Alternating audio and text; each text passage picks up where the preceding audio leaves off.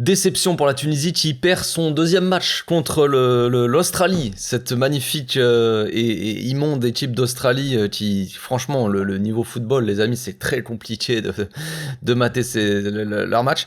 Mais enfin bref, grosse déception pour l'équipe de la Tunisie. J'imagine qu'ils n'ont jamais réussi dans ce match-là, enfin, en tout cas pendant une grande partie de ce match-là, qu'ils n'ont pas réussi à produire le beau jeu, le jeu intéressant qu'ils avaient produit contre le Danemark. On en parle tout de suite, débrief à chaud. C'est parti.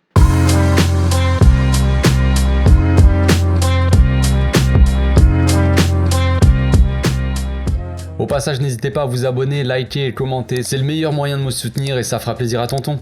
Grosse déception pour la Tunisie, donc qui se retrouve donc dernier de ce groupe-là, un groupe composé donc du Danemark, de l'Australie et de la France. Le Danemark et la France qui vont s'affronter tout à l'heure là à 17h, donc ça risque d'être très compliqué pour... on va voir, tout n'est pas fini pour le moment, pour la Tunisie, hein, mathématiquement parlant. Ça va être quand même très difficile de s'en sortir dans ce groupe-là. C'est dommage, franchement c'est dommage. Même moi j'ai des regrets quand même quand j'ai vu le premier match de la Tunisie contre le Danemark. On a vu quand même un très beau match.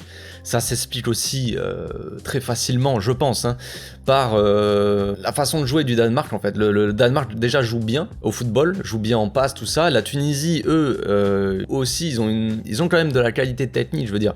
Ils ont pas le jeu de passe du Danemark évidemment, tout ça, mais ils ont quand même de l'agressivité et une certaine qualité technique pour faire des choses intéressantes. C'est ce qu'on avait vu contre le Danemark. Et le fait que les deux équipes comme ça jouent bien, ça a donné un bon match. Et moi je m'étais régalé, même s'il y avait eu 0-0, tout ça. Voilà. Là, le problème de jouer contre l'Australie, c'est que ces types-là clairement, je vais dire, ne savent pas jouer au foot, dans le sens où moi, c'est vraiment pas le football que j'apprécie, c'est vraiment, je trouve ça immonde en fait, tout simplement. Des longs ballons, ça à aucun moment ils ont posé le jeu en fait, l'Australie. Leur but, eux, c'est le ballon, il faisait tout le temps, il était en l'air, ça faisait des trucs comme ça, c'était chiant. Oh là là, franchement, regarder un match comme ça, les gars, je me suis réveillé pour ça. Moi qui me suis couché très tard, avec la tête dans le fiac, c'est très compliqué de rester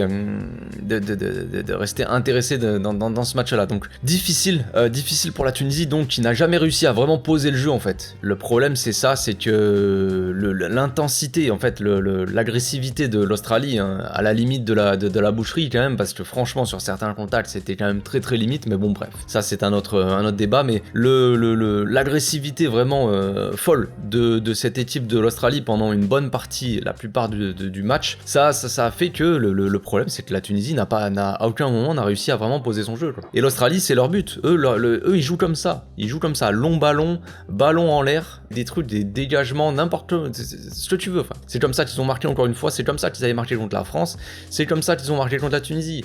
Long ballon depuis la défense, ils cherchent pas à construire, long ballon depuis la défense sur l'attaquant qui vient en point d'appui, remise sur le milieu de terrain qui envoie sur le côté, le mettre sur le côté, il te fait un centre et l'autre il est à la réception des buts de la tête. C'est le jeu de l'Australie, c'est très simple, il n'y a pas à chercher très longtemps. Ils mettent beaucoup d'intensité, ils cherchent tout le temps des joueurs côté opposé sur les côtés, ils font des centres et ils espèrent mettre un but de la tête ou un truc comme ça. Le but de l'Australie est quand même assez chanceux, hein, mine de rien. Est-ce que vraiment l'Australie méritait sa victoire? Franchement, je n'irai peut-être pas jusque là, mais bon, ça méritait un match nul, un beau match nul, vu la fin de match de la Tunisie, ça méritait quand même un petit but, c'est franchement dommage, mais bon bref. C'est le football, c'est comme ça, c'est assez cruel, hein. Si tu n'arrives pas, encore une fois, à être efficace devant, être réaliste, à tuer tes actions, c'est difficile après, c'est difficile de s'en sortir, c'est tout le temps comme ça les amis, c'est comme ça depuis le début de la Coupe du Monde et ça n'a pas changé. En termes d'expected goal, de buts attendus, quand on regarde les chiffres, on peut remarquer que la Tunisie méritait quasiment un but, ils sont à 0,96 en termes de buts attendus, et l'Australie à 0,55. Donc en termes d'occasion vraiment dangereuse, la Tunisie est devant, ils ont cadré plus de tirs, ils ont cadré 4 tirs, ils ont fait quand même, la Tunisie a fait 14 tirs, dont 4 cadrés, et l'Australie 9 tirs, dont 2 cadrés. Donc ils ont été beaucoup plus efficaces, beaucoup plus chanceux ces Australiens. Le premier but vient donc d'un centre qui est contré et qui arrive comme par hasard sur la tête, bien, qui lobe le défenseur tunisien qui arrive pile poil poil sur la tête de l'autre, il fait une très belle tête, hein, c'est pas donné à tout le monde de mettre ce genre de tête, hein. Mais voilà, c'est un but assez chanceux, j'ai envie de dire, et puis après ça a tenu. Après l'équipe d'Australie, elle est très chiante parce que c'est du costaud, ils ont mis beaucoup plus d'intensité que cette équipe de la Tunisie qu'on avait vu, qui avait mis quand même pas mal d'agressivité, d'intensité contre le Danemark, et ils avaient réussi à s'en sortir. Ils étaient pas loin de gagner ce match-là contre le Danemark, mine de rien. Il y a eu des grosses occasions contre eux, mais ils ont eu des occasions très franches contre le Danemark. Si le Kasper Schmeichel, là, le gardien du Danemark, n'avait pas sorti une balle piquée, là, surtout de l'attaquant, ils auraient marqué. Tu vois, et là, ils n'ont pas eu ces occasions très franches non plus, les Tunisiens. Donc clairement, la première mi-temps, quasiment en globalité, dans la globalité, la Tunisie, à aucun moment, n'a vraiment réussi à être vraiment dangereux, à poser le jeu. Ils n'ont pas réussi à trouver des solutions. En fin de mi-temps, en fait, ils ont eu 2 grosses occasions par Drager, là, il y a eu un décalage, un bon truc, je sais plus, je crois que c'est le numéro 7. Il arrive, il touche le ballon du pied pour décaler sur le côté. Drager, il arrive, il va pour tirer, il tire il tire trop sur le gardien. Bon, c'est le défenseur, je crois, qui tacle, mais c'est trop axial, quoi. Il a mal placé franchement, c'est dommage. C'est dommage, ils auraient pu revenir à ce moment-là.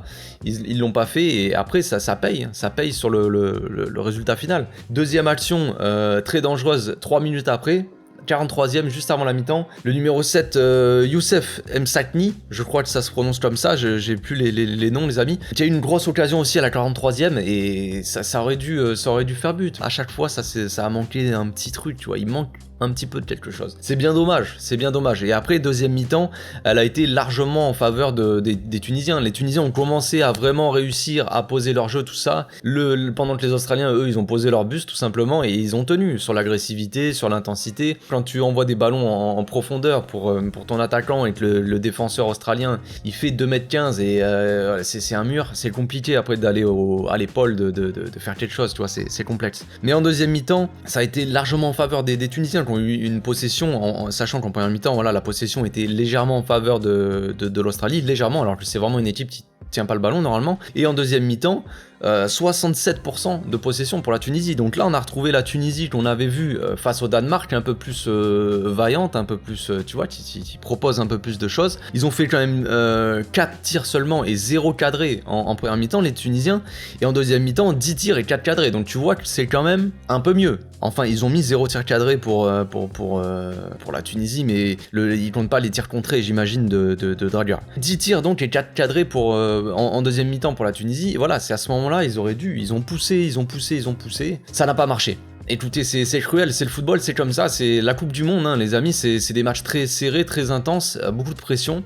C'est dommage, il y avait la place de faire quelque chose clairement, face à cette équipe d'Australie qui pour moi propose un football comme ça assez pauvre, hein. Le problème, c'est qu'ils jouent tous sur l'intensité, sur l'agressivité, long ballon, comme j'ai dit, jeu très simple, et voilà, ils ont marqué contre l'équipe de France, ils ont marqué contre la Tunisie. Sauf que le problème, c'est que la Tunisie n'a pas réussi après à développer son jeu assez rapidement. Ils l'ont fait trop tardivement, ils l'ont fait à partir vraiment d'une heure de jeu, tu vois, ils ont commencé à vraiment dominer, vraiment pousser, avoir de plus en plus d'occasions, tout ça, mais rien d'assez dangereux pour vraiment faire des différences. Donc voilà, déçu de ce match-là, j'imagine que les frérots tunisiens, ils sont encore plus déçus que moi, hein, évidemment. On verra pour le dernier match, comme je l'ai dit, mathématiquement parlant, rien n'est joué pour la Tunisie. On verra s'ils feront quelque chose contre la France, ça va être très difficile, hein, de toute façon, on le sait. On verra le résultat aussi du Danemark contre la France. Et puis voilà, on verra bien les amis, on se retrouve tout à l'heure pour le débrief France-Danemark et l'Argentine, évidemment. D'ici là, portez-vous bien, passez une très bonne journée. Ciao.